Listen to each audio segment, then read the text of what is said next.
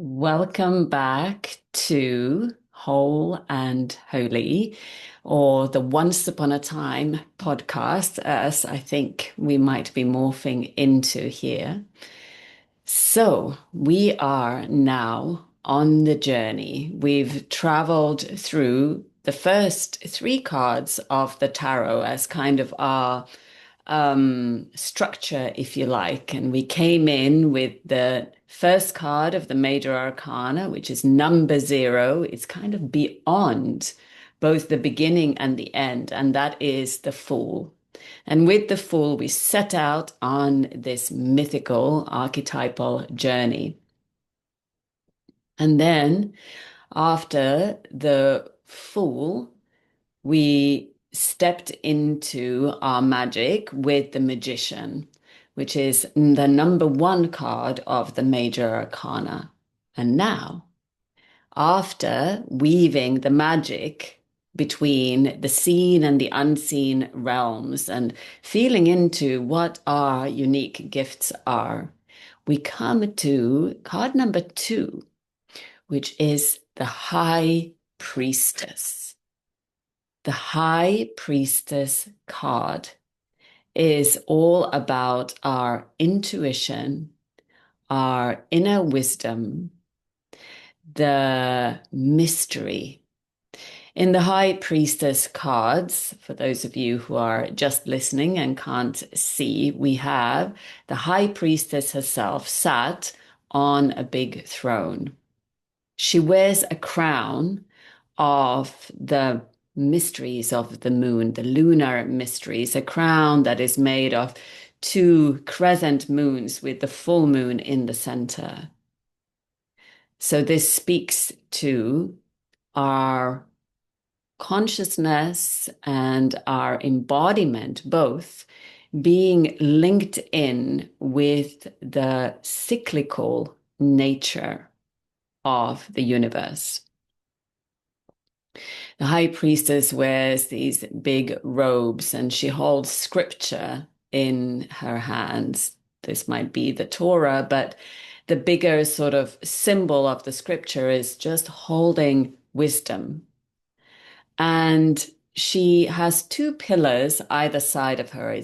She holds the gateway between the known world and the unseen realms, between the material and the subtle, between the worldly pursuits and the great, great mystery beyond.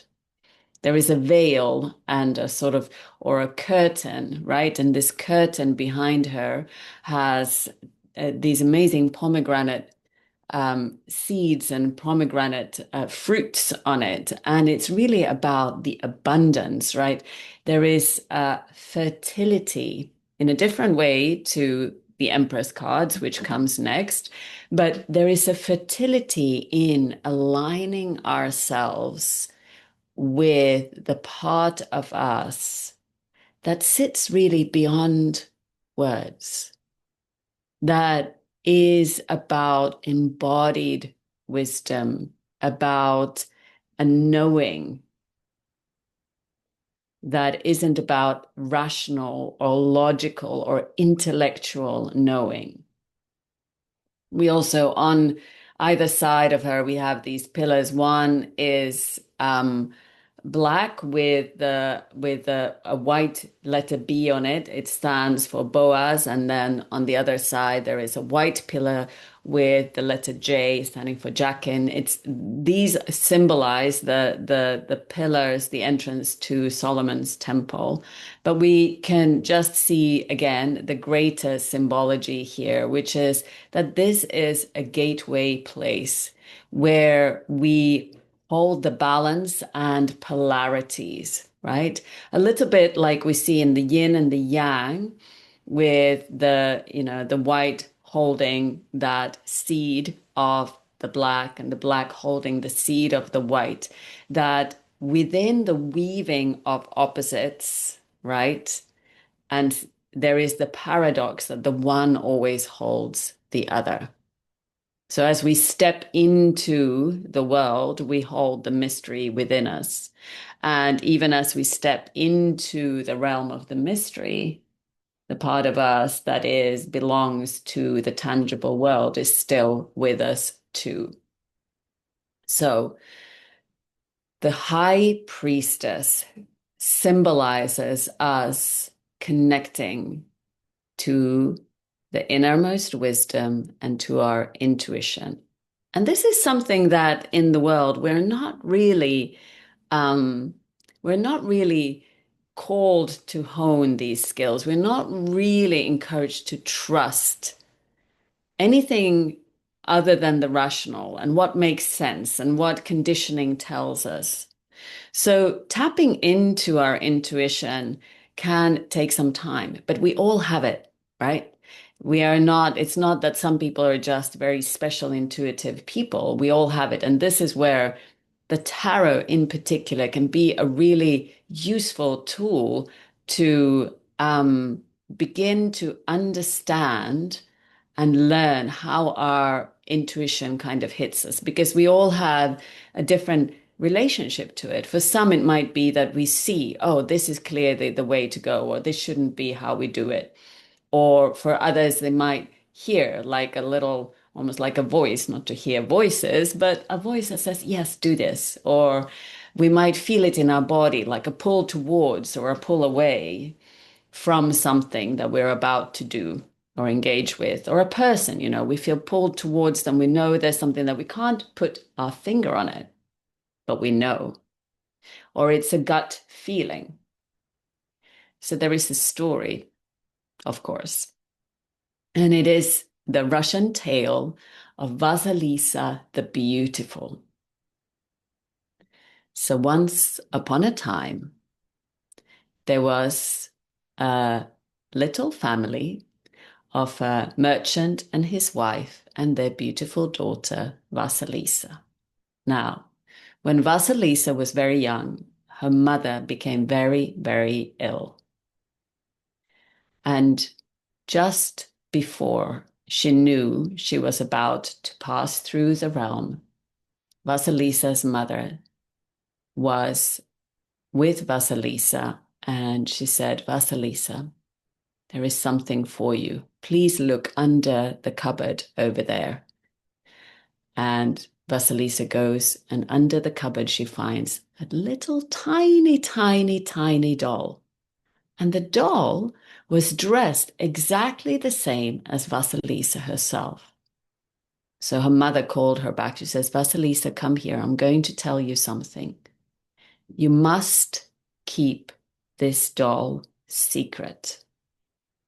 You must keep her with you. All she needs is that you look after her and feed her, and she will protect you when I'm gone. So Vasilisa took the doll and she placed her in her apron pocket, and then she gave her mother a kiss, and her mother drew her last breath and died. So after this, Vasilisa took her doll with her and she fed the doll, and lo and behold, the doll started to help her. As she grew up, she was helping at home when her merchant father was busy with his business. And every time she needed to do some tasks or chores at home, the doll would help her. Now, she grew up to become a very, very beautiful young woman.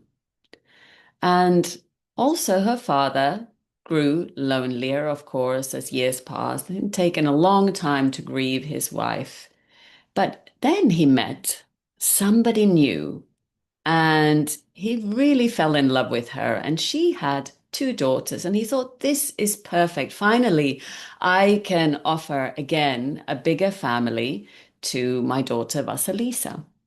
Now, they all moved in together, and after some time, they moved out into a house in the forest, the dark, deep forest, where also Baba Yaga, the great man-eating, terrifying witch, lived.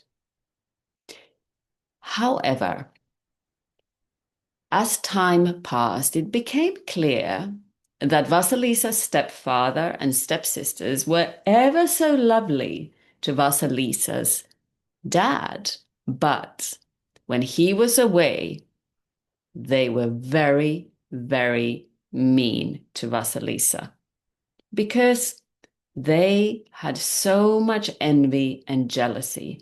Because in town, everybody was talking about Vasilisa, not just about how beautiful she was, but how lovely, what a wonderful, nice, kind, and generous person she was.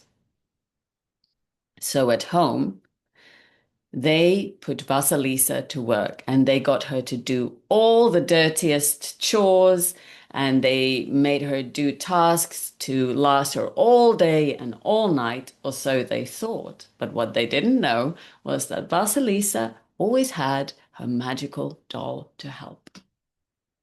So they got even more envious and more bitter and more grumpy because Vasilisa got everything done and it was like they couldn't put her off at all. Now, of course, Vasilisa wasn't very happy, but she also accepted her lot. So finally, Vasilisa's stepmother, and this is when the merchant had gone on a long, long trip. She thought, oh, I've had it with Vasilisa. I'm going to send her out to Baba Yaga, to the great witch. So what she did is she pretended that all the fires in the house had gone out. And she said, Vasilisa, Vasilisa, you need to go and fetch fire. And the only way, only place, and the only way, place, and only one who has fire is Baba Yaga, the great witch. Vasilisa naturally was really, really scared. But she knew that it was her task to go and get the fire, and she, in her apron pocket, she hugged her little doll tightly, and she said, you know, feeling into it and knowing her doll was going to help her. So they set off into the deep, dark forest. Now, the path wasn't very clear, and she came to several places where she didn't quite know which way to turn. But every time her doll indicated she would pull her in one direction or in the other, and Vasilisa knew at this point she could trust what her doll told her. And at some point, she saw an incredible white rider, white horse, and a white knight pass her by really, really fast. And she was like, wow, that's extraordinary. And she continued to walk in the direction that she'd seen the rider. And then it got sort of warm in the forest, and the sun was high up in the sky, and there was another rider, a bright red horse and a bright red rider passed by. And Vasilisa got more and more tired, and she kept walking and walking, and it started to get dark. And then she saw yet another rider, a black rider on a black horse, pass her by. The doll kept pulling her, and it got really, really dark. But then she saw some light shimmer through the forest. And she moved and she walked slowly now because she was tired towards the light. And she came into a clearing. And there she saw the most terrifying sight. It was a hut up on what looked like chickens' legs. And around the hut, a fence with skulls burning with fire inside of them. And she just knew, this must be the hut of Baba Yaga. So she took a deep breath. She held her doll tight with both hands in her apron, and she moved towards the hut. And then out of the sky, out of the air, in whisks Baba Yaga riding her cauldron, and she has a cackling laugh, and she is big and hairy and scary in all the ways. And she goes, "Who are you and why are you here?" And Vasilisa says, "Dearest, honored, revered Baba Yaga, I am here because the fire went out in our house, and my stepmother has asked me to come and find some fire." And Baba Yaga looks at her and she says, fire, you say? Well, I can't just give you fire, not just like that. You need to work for it." And Vasilisa says, "Yes, of course, I'll do whatever you need. I can do it." Baba Yaga gives Vasilisa a cold stare and she says, "Tomorrow, I will need you to wash all the floors in my hut, tidy all the shelves, wash all the dishes, do all the laundry 3 times over. I need you to clean all the gardens around. I need you to cook a nice meal." "Okay," says Vasilisa, "sure, sure, sure." And she gets to rest a little overnight. And in the morning, Baba Yaga flies off in her cauldron. She says, "You better be done by the end of the day, because when I come back, if all the floors are not cleaned and the laundry isn't done 3 times over and the dishes aren't washed and the gardens aren't tended to and you haven't cooked me a lovely meal, then, I am going to eat you." And Vasilisa is terrified, but she knows she has her doll to help her, and they clean and they tidy and they do the chores together all day long. So Baba Yaga returns in the evening and she's surprised. How can it be? How could this girl be so fast and get everything done? And there is a beautiful, tasty, delicious, gorgeous smelling soup waiting for her as well. So she's a little put out because she was looking forward to her meal being something different this evening. So she says, "Okay, okay, I will give you fire, but one more day of working for me." And Vasilisa says, "Yes, of course." She's done one day, so she thinks, I'm going to be all right. "I want you to do all the chores exactly as you did today. And then I want you to sort out that heap of dirt over there." And there is a big heap of dirt. It's a huge pile of dirt. She says, "In that heap, there are some poppy seeds. I need you to find each and every poppy seed and make a separate pile from the dirt." And she thinks to herself, there is no way this little girl is going to do this. So, well, you can imagine what happens next. They have a little rest overnight. In the morning, Baba Yaga flies off in her cauldron, and Vasilisa and the doll go to work. And they do all the chores, and they separate all the poppy seeds out of the dirt. So when Baba Yaga returns, she cannot believe her eyes. But, she's not beyond, offering credit where credit is due. So she says, "Okay, let me cook you a meal tonight. And then you may ask me a question." So Vasilisa is very, very excited by this. And she thinks about the question she wants to ask. And she notices that there are 3 pairs of hands with no body, 3 pairs of hands. That it's a little bit like the thing in, is that what it's called, in the Addams Family? But 3 pairs of severed hands that go to work and cook the meal for Baba Yaga. Quite terrifying. Anyway, Vasilisa says, "Well, thank you, Baba Yaga.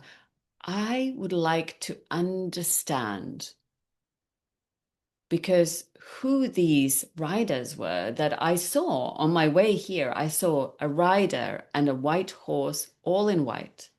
And I saw a rider all in red on a red horse. And then I saw a dark horse, a black horse with a rider all in black. Who are these riders, Baba Yaga? And Baba Yaga says, huh, well, we have the first rider you saw is the dawn, the new beginning. The second rider you saw is the midday sun, the height of activity.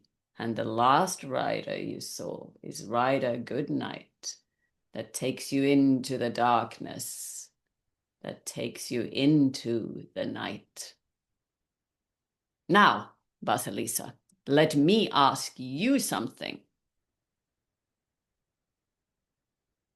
So Vasilisa says, yes, of course, you may ask me anything. And Baba Yaga says, how come you were so fast and efficient at all the impossible tasks I set you? Ah, says Vasilisa, that is easy for me to answer. It is because of the blessing of my mother. And Baba Yaga stands up. What? The blessing?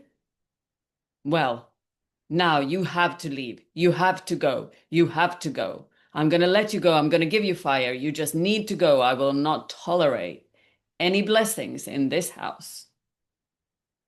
And Vasilisa, she really, really wants to ask Baba Yaga just one more question. She wants to ask about the severed hands. And she's just about to ask. But then her little doll starts jumping up and down, up and down, up and down in her pocket. And she realizes the doll says, don't ask, don't ask, don't ask. And so instead she receives the fire. Baba Yaga gives her one of the skulls, those burning skulls that are on the fence outside the hut with the chicken legs that she lives in. And so off Vasilisa goes with the fire and the skull lighting up her path back through the deep, dark forests until she emerges by her house. And her stepmother and stepsisters cannot believe what they see when they see a light emerging from the forest. And it takes a while before they realize this is Vasilisa. How can Vasilisa be returning? She went to the man-eating witch in the woods. They didn't think she was ever going to return. They thought they'd got rid of her forever. And as Vasilisa walks into the house, she realizes the fires are still burning. There was no need for fire after all. But then the skull looks at the stepmother first, and the fire burns and incinerates the stepmother. And then it looks at the first stepsister and burns up the first sister, and looks at the second sister and burns her up too, because this fire burns away the falsehood. And then later on, Vasilisa, of course, is now orphaned until her father returns, and she moves to the village and she becomes the spinner of cloth, and she makes these most beautiful, beautiful, beautiful fabrics that eventually the Tsar hears of, and he wants a suit made of this extraordinary cloth, and he gets to meet Vasilisa the Beautiful, and they fall in love and live maybe happily ever after. So the question is, what does your doll look like? Your intuition. Vasilisa's mother gives her the gift of trusting her inner wisdom, her inner knowing, and also using that as a resource to get through the tough, tough times. Have you had that sense of like what it would be like to have that doll jumping up and down in your pocket when you know, right, this is not the right thing to do? So, what does it take for us to trust our inner high priestess? How do we hone those skills? Well, there are things that we can do and just play with that.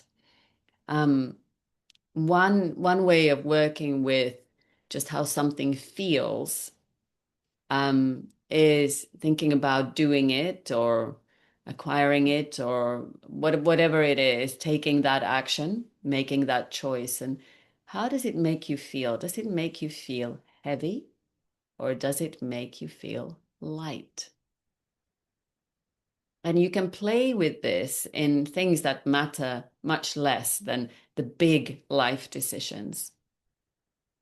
Often, when we get stuck in the mind, and in the tarot, we see this a lot in the minor arcana, in the suit of swords, which is all about our mental space, our mind space, and as well as communication and sort of mental connection, is that it's a really tricky suit. It's probably the trickiest suit in the tarot because we get so locked in and we get so imprisoned by our minds and trying to figure things out through our minds when really, if we allow our inner wisdom beyond the words to lead the way, and that might come from a place that we can't even explain. You know, I just know, right? My gut feeling. I just knew. When did you last override that instinctual pull and afterwards you go, I knew I shouldn't have done that? So you have the knowing, but are you listening? And I am recording this just as we're moving up towards one, a new moon, and two, winter solstice. And at the time of the solstices, we are really encouraged, right, to follow the flow of nature, which is to become still. Solstice, the sun stands still in the middle of the sky. It's a moment of not doing so much, not even figuring things out, but listening. So the high priestess calls us to listen deeply. And we have to allow space. So we're not even searching or grasping for the answers necessarily, but we listen. And with the moon cycles, as we near a new moon, we are in what's called the balsamic phase of the moon cycle, and that is the most mystical phase. It's where we really have the opportunity to connect through the realms to the deeper mystery. So I hope that you will find different ways of connecting with the mystery through your own experience of your intuition, that you find the ways that you can get really familiar with how your intuition speaks to you. Is it through the body? Is it a felt sense? Is it more through a kind of auditory understanding? Is it maybe visions? Does it tingle in your fingers when you know something is right? So listen and learn and begin to trust your inner wisdom more and more. This is the invitation here with the story of Vasilisa and the High Priestess energy. Until next time, not the end, but to be continued.